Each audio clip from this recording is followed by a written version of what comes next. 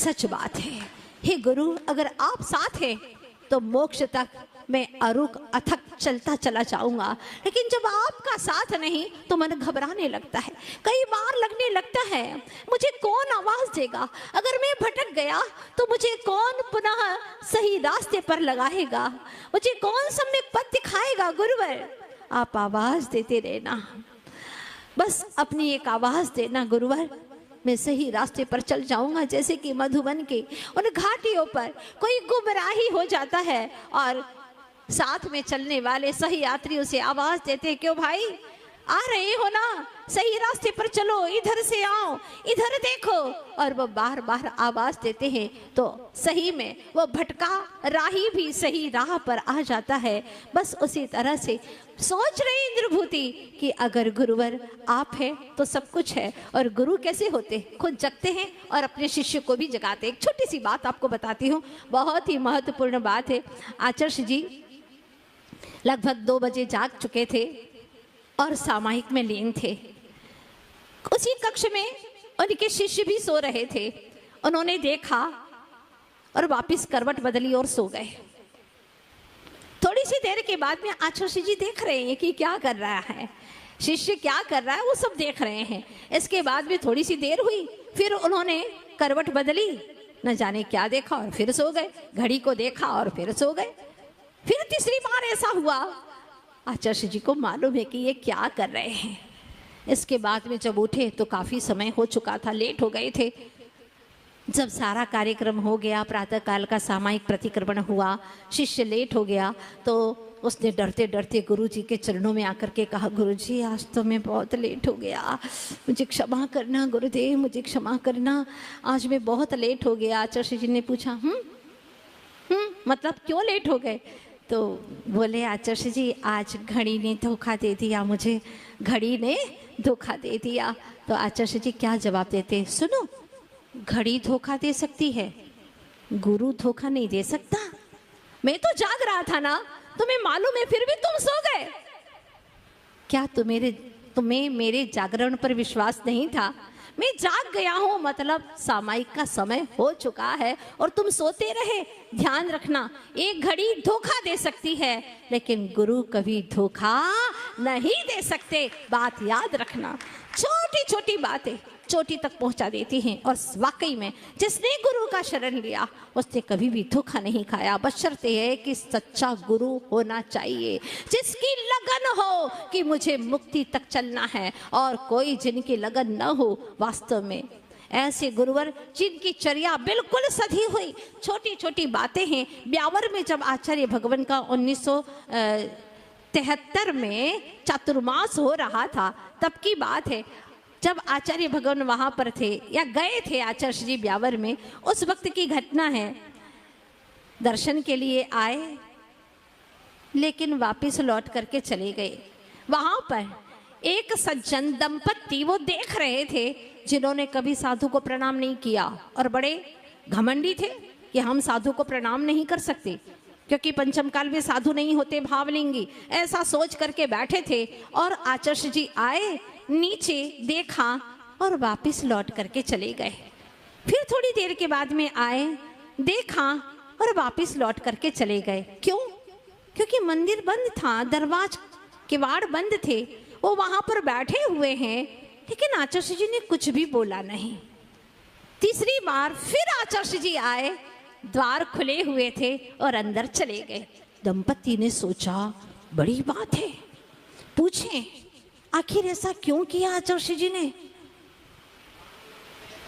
दरवाजे क्यों नहीं खोल दिए अपने हाथों से? क्यों नहीं खोले? ताला तो लगा नहीं था, क्यों नहीं खोले आखिर? पूछा जा करके।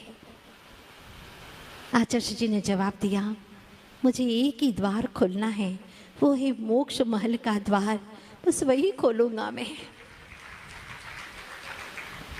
क्योंकि ये द्वार खोलने में हिंसा हो सकती है। साधु कैसे खोलेंगे?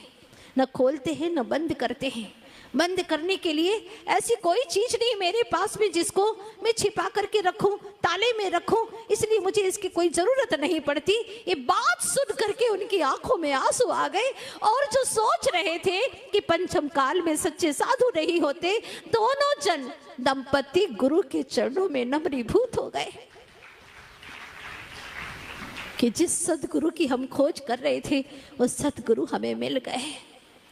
ठीक उसी प्रकार से इंद्रभूति चले जा रहे हैं, चले जा रहे, आगे बढ़ रहे हैं, और जैसे ही उन्होंने गंधकुटी पर विराजमान महावीर स्वामी को देखा, अनंत चतुष्टय से युक्त, सोचने लगे प्रभु धन्य हो आप, और झुक गए उनके चरणों में। मतलब आज के दिन गौतम गणधर को महावीर स्वामी जैसे गुरु मिल गए और हम जैसे पतितों को सच्चे देव मिले। शास्त्र भी मिलने वाले हैं कल के दिन और गुरु भी मिल गए। ये बहुत बड़ा दिन है जिन्हें आज गुरु पूर्णिमा के रूप में जाना जाता है। गुरु कैसा होता है?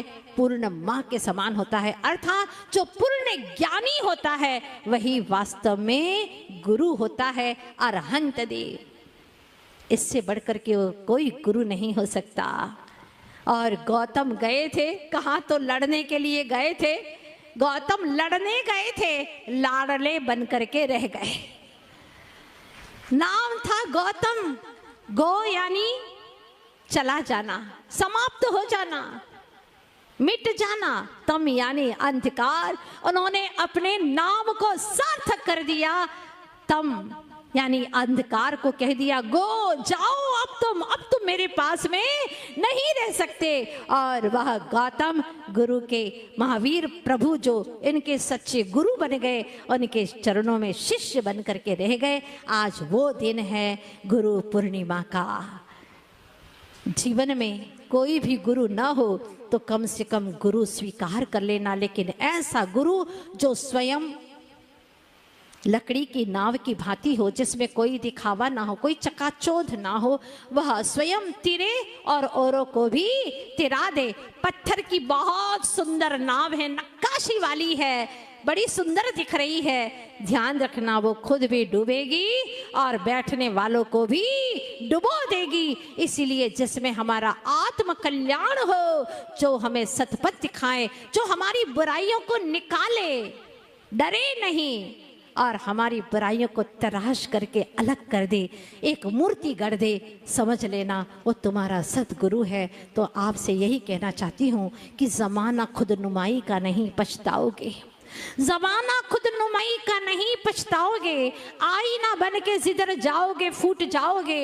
इसीलिए कहती हूँ आईना न बनो, दिखावे के भक्त मत बनो। इसीलिए कहती हूँ आईना न बनो, एक पाषाण बनो। जब तराशे जाओगे तो भगवान बन जाओगे, तराशे जाओगे तो भगवान बन जाओगे। आप सभी के लिए गुजारिश है। तो आज हमने समझा है कि गुरु पूर्णिमा जैन आगम में क्यों मनाई जाती है, और कल बहुत बड़ा दिन है वीर शासन जयंती का। आखिर ये दिन क्यों मनाया जाता है? कल हम सभी मिल बैठकर इसी स्थान पर वीर शासन जयंती महापर्व को अवश्य मनाएंगे। आप लोग समय पर आइए ताकि आप जैनागम के हार्ट को समझ सके। ये सारे पर्व हमारे जैनागम से कैसे उत्पन्न हुए हैं, क्यों मनाए जाते हैं, जिसको आप समझ सके। आज तो सौधर्म इंद्र का यह कार्य सफल हुआ। उसने, आप भले ही षड्यंत्र कह दें, पर यह षड्यंत्र नहीं, महामंत्र बन करके यह कार्य आया था जो आज सफल हुआ। अगर नहीं होते तो भगवान की दिव्य ध्वनि भी खिरने वाली नहीं है। कल क्या होता है देखते हैं। आप सभी लोग भावना बनाइए कि हम ऐसे सदगुरु के चरणों में पहुंचे। छोटी सी बात, हम सभी लोग, आप लोगों ने संकल्प लिया था कि 1.25 लाख जाप करेंगे। आज गुरु पूर्णिमा का दिन है और 1 साल के अंदर जाप पूर्ण करना है। डेली 4 मालाएं, कभी ना कर पाओ तो दूसरे दिन 8 भी कर सकते हो, लेकिन 1158 मालाएं साल भर में पूरा करना है। कल काफ़ी लोगों ने हाथ खड़े किए थे। अभी जो मालाएं हैं आप लोग प्रवचन के बाद में लेकर के जाएंगे हमसे। चलते हैं 2 मिनट के लिए गुरु के चरणों में। श्रद्धा से भर कर बोलो, श्रद्धा से गुरु भक्ति का रस घोलो। मन मंदिर के पट खोलो, अपने पापों को धो लो, फिर शीश झुका कर बोलो, फिर शीश झुका क्या बोलो? विद्या गुरु शरणं मम, विद्या गुरु शरणं मम, विद्या गुरु शरणं मम। दुख की आंधी आ जाए, संकट के बादल छाए, सब मीत अरी हो जाए, नहीं अपना कोई दिखाए, तब मन ही मन दोहराए, तब मन क्या दोहराए? विद्या गुरु शरणं मम, विद्या गुरु शरणं मम, विद्या गुरु शरणं मम। जीवन में काफी आंधियां और तूफान आ सकते हैं, लेकिन आज की ये बात याद रखिएगा, जब पुण्य कर्म नश जाए, सब और अंधेरा छाए, तन व्याधि से घिर जाए, यह मन जो है ना, ऐसी स्थिति में मन भी तुम पर मुस्काए, तब गुरु ही पार लगाए, तब कौन से गुरु? सतगुरु, सच्चे गुरु, रत्नत्रयधारी गुरु। विद्या गुरु शरणं मम, विद्या गुरु शरणं मम, विद्या गुरु शरणं मम। श्रद्धा से भर कर बोलो, गुरु भक्ति का रस घोलो, मन मंदिर के पट खोलो, सारे पापों को धो लो, फिर हाथ जोड़ कर बोलो, फिर हाथ जोड़, विद्या गुरु शरणं मम, विद्या गुरु शरणं मम, विद्या गुरु शरणं मम।